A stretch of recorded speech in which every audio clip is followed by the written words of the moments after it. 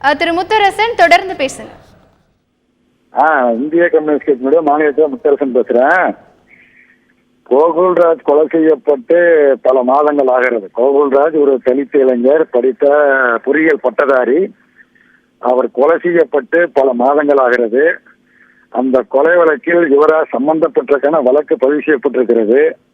வழக்கு பதிவு செய்யப்பட்ட பிறகு நம்முடைய காவல்துறை அவரை கைது செய்யாமல், அதே நேரத்தில் அவர் காவல்துறையில் இருக்கிற உயர் அதிகாரிகளோடு தொடர்புகளை வைத்துக் கொண்டு தொலைபேசி கைபேசி வாயிலாக அல்லது பேஸ்புக் வாயிலாக பல்வேறு செய்திகளை தொடர்ந்து வெளிப்படுத்திக் கொண்டு இருக்கிறார்.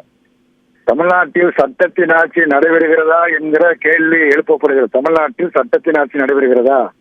சட்டத்தின் ஆட்சி நடைபெறுமையானால் யுவராஜ் போன்றவர்கள் இப்படி ஏதோ ஒரு பெரிய விடுதலை போராட்டத்தில் ஈடுபட்ட தியாகிகளைப் போல நான் இத்தனாம் தேதி வருவேன், இத்தனாம் தேதி சரண்டர் அடைவேன் என ஒரு பரபரப்பை உண்டாக்கி அவரை வேடிக்கை பார்ப்பதற்கு ஒரு கூட்டம், ஒரு சமூக விரோதி, ஒரு கொலையாளி என்று கருதப்படுகிற ஒரு நபருக்கு இப்படியான வாய்ப்புகளை அளித்து முக்கியத்துவம் அளித்து பரபரப்பை ஏற்படுத்தி இருப்பது என்பது ஒரு அவமானகரமான செயலாகும்.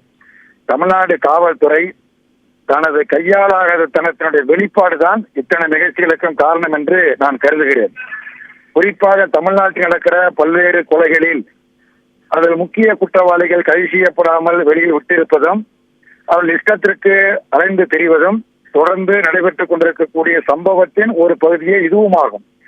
ஆகவே இப்படிப்பட்ட போக்குகளை ஊக்குவிப்பதும் அதற்கு விளம்பரம் கொடுப்பதும் ஒரு நல்ல முறையல்ல. சட்டத்தின் ஆட்சியை நிலைநாட்டுவதற்கு தமிழ்நாடு அரசாங்கம் உரிய முயற்சிகளை மேற்கொள்ள வேண்டும்.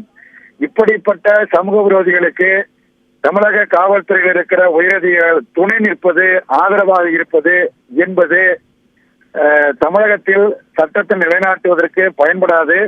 எதிர் விளைவுகளை நிச்சயமாக இது இத்தகைய போக்குகள் உருவாக்கும் என்பதை கவனத்தில் கொண்டு அவர் கைது செய்யப்பட வேண்டும். அவர் கைது செய்யப்படுவது மட்டுமல்ல, இவ்வளவு காலமும், இத்தனை மாத காலமும் அவருக்கு யார் உடந்தையாக இருந்தார்கள், அதிகாரிகள் மட்டத்தில் குறிப்பாக காவல்துறையில் அல்லது வருவாய்த்துறையில் யார் உடந்தையாக இருந்தார்கள் என்பதும் கண்டறியப்பட்டு அவர்கள் மீதும் நடவடிக்கை எடுக்கப்பட வேண்டும். அப்பொழுதுதான் தமிழகத்தில் இப்படி போட்ட கொலை சம்பவங்கள் இனி நடைபெறாமல் பாதுகாக்க முடியும் என இந்திய கம்யூனிஸ்ட் கட்சியின் சார்பில் தெரிவித்துக் கொள்கின்றேன்.